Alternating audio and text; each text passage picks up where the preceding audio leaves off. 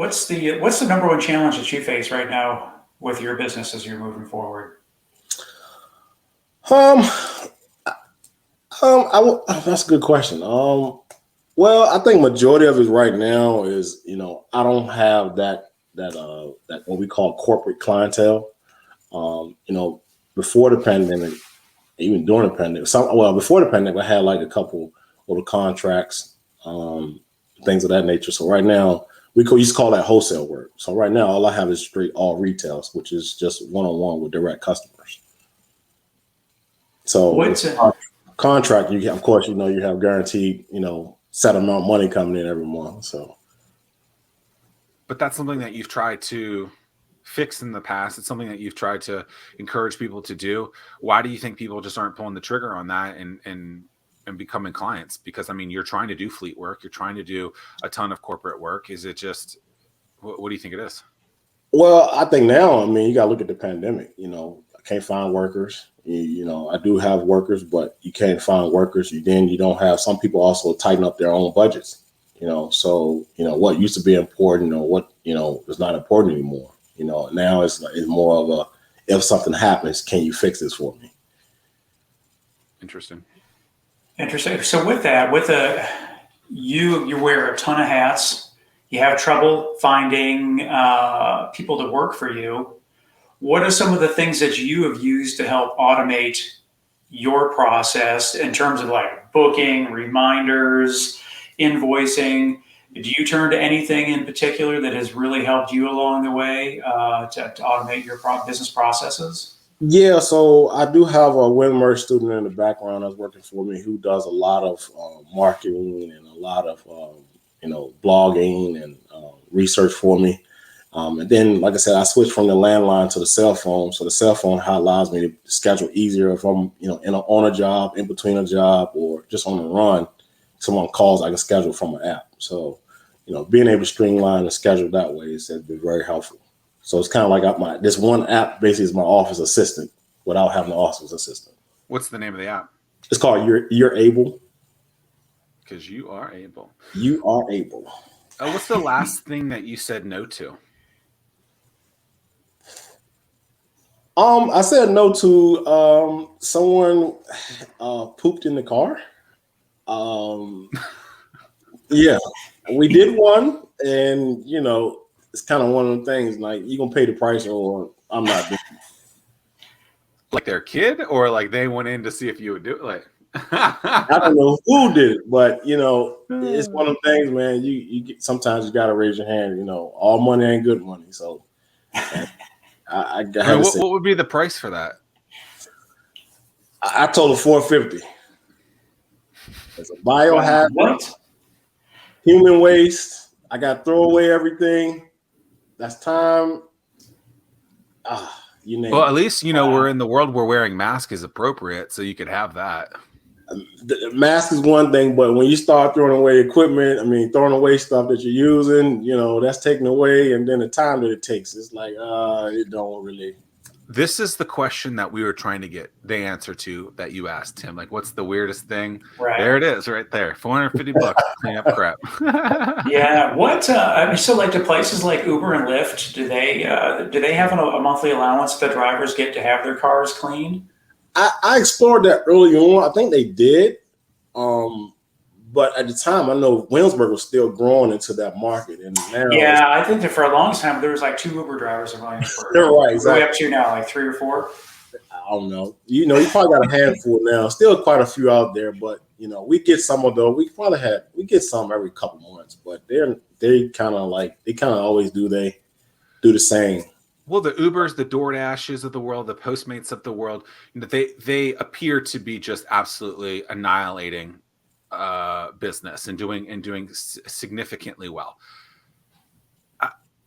I have and look, I'm not going to say that I haven't ordered over the last 10 years, because obviously I have, like everyone else, I think.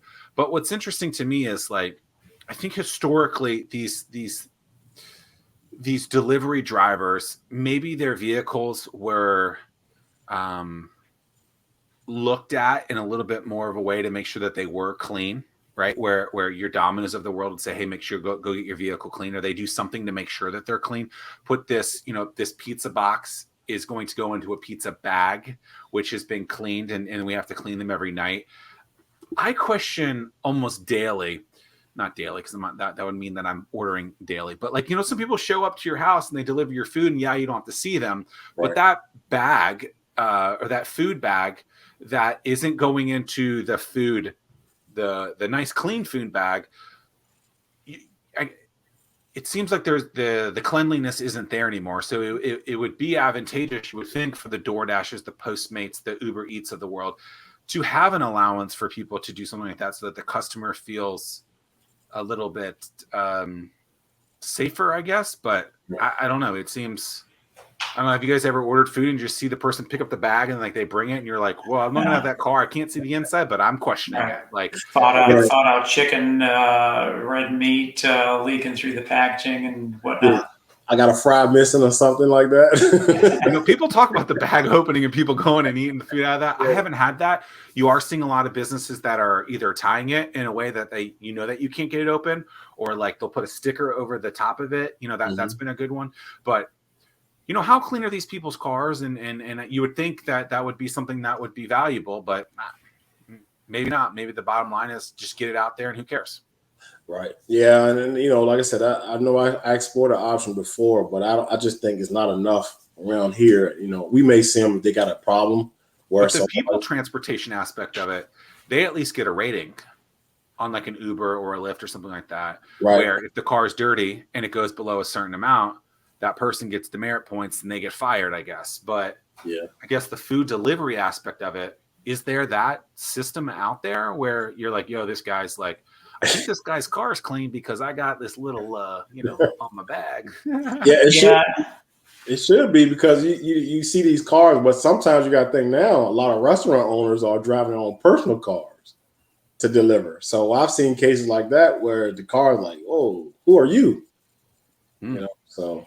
Yeah. And with that, I would almost want to go after like a corporate decision maker to make sure that, hey, you send me the money, and then each you tell me the names of the people that have an allowance, because if people are driving around in dirty cars, they would probably take that allowance that they get, and that's just extra revenue on the top for them, and never get the car cleaned. Right. In the background, Gavin says, Gavin is our like go-to guy who gives us all of great insights into our conversations. He's behind the screen. And there's a way that Tim describes him, but I can't remember what it is. But anyway, he says Young Jamie, yes. Uber Eats allows consumers to rate Uber Eats driver. This feature helps drivers as well as customers who order on Uber Eats to ensure fair delivery. This concept enables Uber Eats drivers to deliver the order on a time so that they can get good ratings from their customers. The rating can be a thumbs up or a thumbs down. I don't know. I hate that a lot of these things you have to tip beforehand, so you don't even know how well the person transported it. That was the thing that I liked about Postmates, is you could tip them afterwards. But where I live now is different than where I lived before with Postmates, and Postmates doesn't really deliver to where I am, which I got to go with DoorDash. Ugh, what a racket. Are you stuck at your home office, socially distanced coffee shop, or your fancy all bricked out corner office, wondering why no one can see your business and sales are all over the place? Sounds like you need a pro. That's why I developed the Anomaly Academy. Insert clever copy here. Oh, I guess I was supposed to put something else there. Oops. You can grab access to the Anomaly Academy now at ZachMillerSays.com/Anomaly Academy.